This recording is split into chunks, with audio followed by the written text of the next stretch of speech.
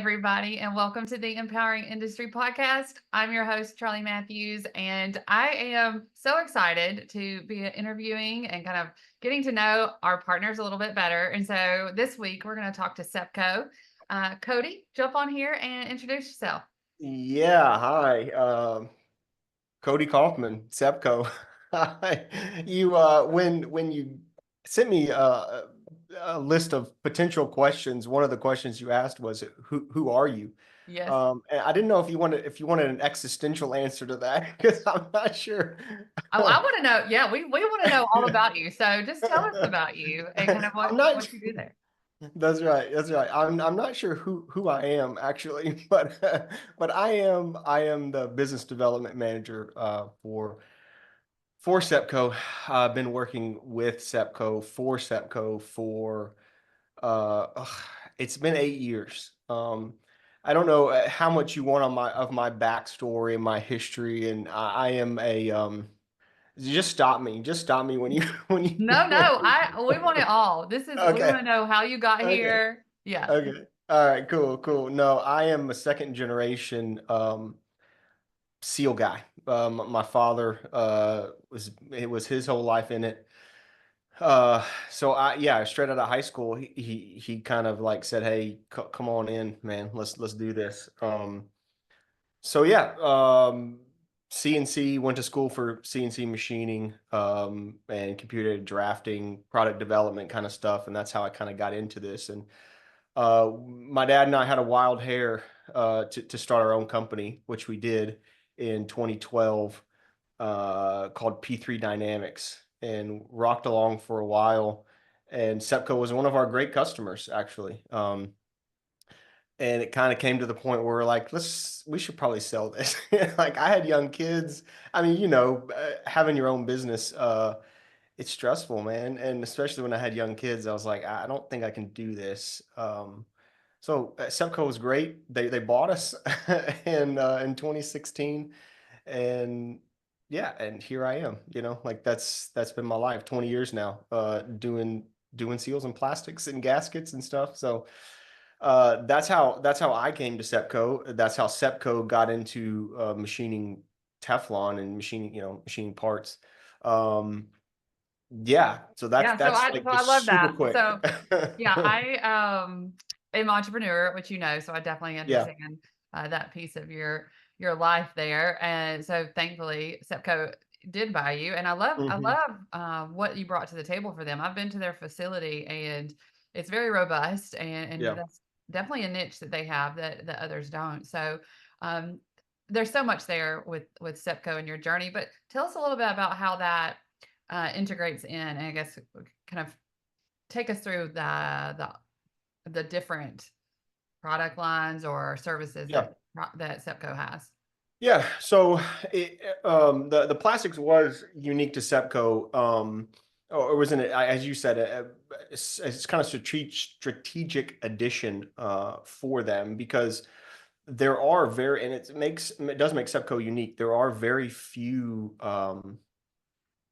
companies, sealing companies, who have braided packing, who have mechanical seals, and who are making those products in house, and who also make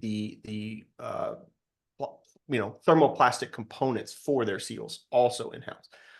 And then what makes kind of the plastic side of it unique is we are also vertically integrated within. I feel like this is a SEPCO sales thing. I'm not trying to be. I'm just telling you.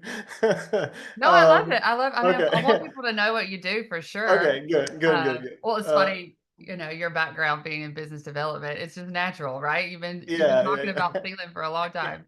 Yeah, I'm not trying to sell it, but I am, I guess. We are vertically integrated as well in the plastics side of things. So we take, we don't just buy out raw materials and then machine parts. We're actually compounding the material in house from raw powders and raw fiberglass and raw graphite, and so we're compounding, we're molding, mixing, machining, doing all of that in house. So kind of coupled with that, it's why it fit, because that's how SEPCO operates their business. They're very vertically integrated. Like we're braiding all of our stuff. I mean, you've been there. We're braiding all of our stuff in house. Like we're twisting our own yarns. So like from kind of start to finish, we're doing everything. It's very unique. I mean, I'm not saying SEPCO's the not the only company that does it like this, but it's possible that SEPCO is the only company that has their own in-house braided packing, mechanical seals, metal machine shop, plastics machine shop, all of that being vertically integrated. Um, it is very unique. So like from like a business development side, it kind of makes it makes selling solutions much easier, right? Because we're not just peddling products, because like we actually are making solutions from the beginning to the end. So yeah, we're not a like a product company as much as we are really like a problem solver. And Yeah, and you have a lot of talent there. You know, you said you've been doing this for 20 years now. Me too. I've been in the industry doing this. But you know, that experience in the team absolutely helps with helping the customer and being that yeah, solution for them. So yeah, for I sure. guess what are you working on? What do we have to look forward to this fall as well? Yeah. So, I guess maybe to say what I'm working on, and again, this might be a deeper conversation, but hey, I mean, I'll talk. I'll talk. Um, and kind of on the business development side, like this is somewhat of a newer role for me. And really like two kind of main streams of like what is SEPCO working on business development wise? Like I guess stream one is we're trying to find new business, right? We're rooting out like finding new opportunities, new contacts, really new industries. We're trying to develop new products. So like kind of just that business development from a like a new opportunity, new customers. So like that's one of the things that I'm trying to do. Um, is yeah, find new areas where we are either not in or new industries, new contacts, new companies, those kind of things. But secondarily, we're trying to develop how do I say this? A customer excellence experience, right? And that sounds salesman-y, but like we want to make we really want our customers to have an excellent experience dealing with us. So things like when a customer goes to our website and it sends in a web request for quote, how do we make that experience excellent, enjoyable, so that they're not taking days to respond or not getting the answers that they want, and um, kind of that ground out, I guess, philosophy of making this experience excellent. Because as you know, uh, like the best and the worst salesman can be your customer. It's really true. And giving them an experience that they can talk good about, like that's a good salesperson.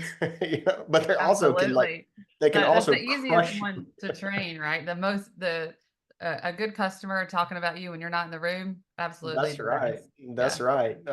So yeah, that's kind of another thing that I've personally been focusing on is how can we make the customer experience from the start to finish uh, better, so that they talk about us more. Not that anybody talks about us negatively. I certainly hope not. If you do, call me and we'll fix that. But like, but yeah, we want to make that an excellent experience. And I think the other thing that we're trying to do with kind of it's y'all's motto to connect, to inform, and to educate, right?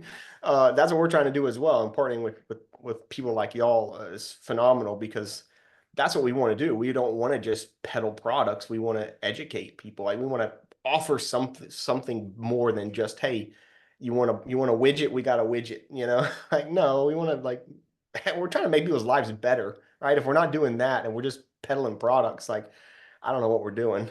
Like hopefully we're actually doing that. So yeah, I mean that's kind of more philosophical, but that's what we're trying to do. I mean that's in a sense what we're trying to do, and hopefully that grows sales as well. But like primarily, if we can make people have a better experience and make lives better, the rest takes care of itself, right? I think. absolutely. And people do buy from people they know, like, and trust, and Yeah, that's part of it. So I'm yeah, for excited sure. to get to see y'all. I'll be at TPS in August, so I'll get to see some of you We will be there. there. We will Okay. be there. Yeah, we'll be Anything at fun to expect there at the booth?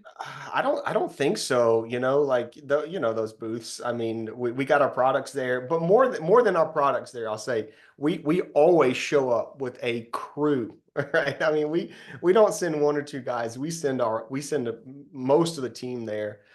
So if somebody comes by the booth, they're gonna have a bunch of dudes there ready to hang out and talk and it's fun. Those shows, they're fun. Yeah, It's I good to love that one specifically. Feel like you're going home. You've seen your family of the pump industry for sure.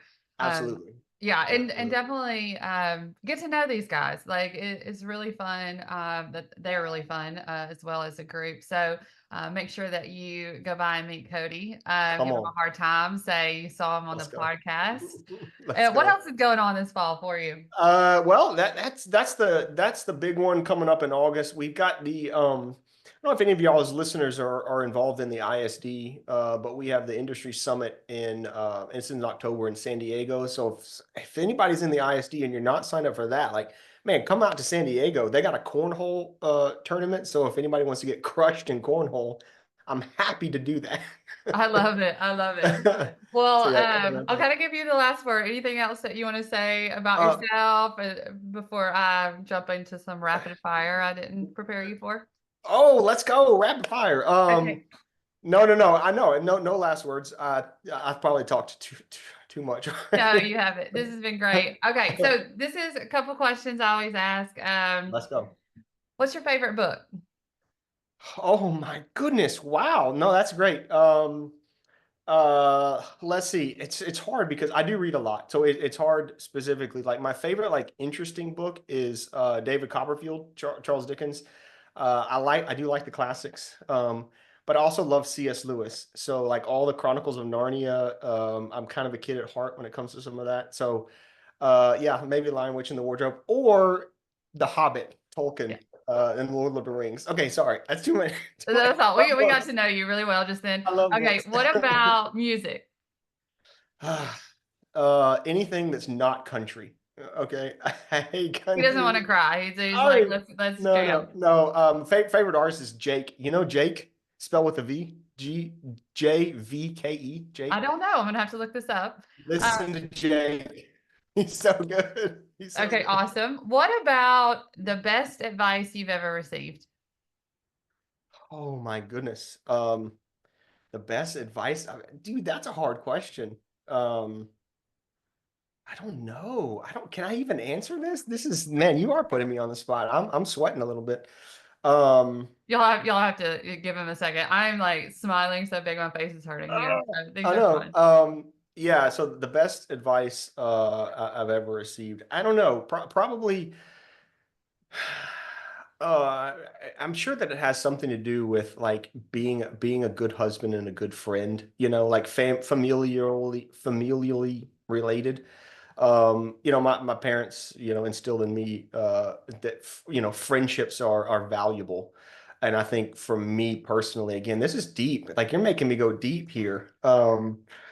Aside from like personal advice about how to be successful and all that, like that's good advice. But like at the end of the day, like having close friendships, male and female, close friendships, That's uh, good stuff right there, Cody. making that a priority, that's the best advice I've ever gotten. So yeah, sorry. Well, that definitely sets you up for success in business Is it? development. It's all about building relationships. So you're in the right spot for that. Okay. The last one is think of a kind of younger person or early career person. I have been corrected on that. So early career person.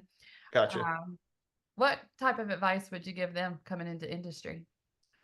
Wow. I don't want to sound redundant with what I just said, but like, um, uh, about building relationships, but I think more than that is humility. I think that's a lesson I had to learn because, I come in young, you have a few successes and like, you think you know everything when you're like 25 and it's like, okay, learn from the men and women who have been doing it for a lot longer. Be humble, build those relationships, and learn. Because I think the hardest thing to realize is that you don't really know anything yet, like, and I don't either. I'm not saying I do. We all learn, but like, yeah, being humble enough to say like, yeah, teach me, and learn. I Like, love it. yeah, Absolutely that's love it. it. And you know what? I think, we all just need to hear those things over and over again. I love that we take a lot of more risk and everything in our 20s and Hmm. look back on that time. There's no way I would do half the stuff that I did back then, but that confidence is there. So, That's going right. in guns blazing just needs a little reminder to take some 100%. advice from others. I love that. 100%. Okay, so Cody, I'll look forward to seeing you at TPS and the group. Yeah, And absolutely. until next time, everybody, be empowering.